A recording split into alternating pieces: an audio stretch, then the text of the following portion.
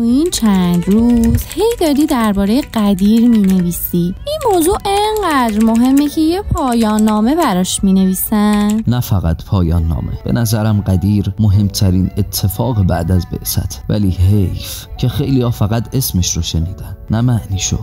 راستش من از بچگی فقط شنیدم قدیر یعنی پیامبر دست علی رو بالا برد و گفت من کنت مولا فهذا علی و مولا، همین. ولی اگه واقعا علی جانشین بود چرا بعدشون همه اختلاف پیش اومد؟ اصلا چرا صریح نگفت علی جانشینه؟ چرا اسمشو تو قرآن نیاورد؟ این همون چیزیه که میخوام تو این مسیر با هم مرور کنیم. قدیر فقط یه مراسم نبود، یه نقطه عطف بود، ولی پر از تحریف و غبار تاریخ. یه بار برای همیشه بی تعصب با سند و منطق بیایم همه چیزو مرور کنیم. یعنی قرار منم در این پروژه شریک بشم؟ تو بخوای نه تنها شریک بلکه مهمترین همراه، چون قراره با هم بریم وسط شبهه ها و دونه دونه برگردیم به حقیقت.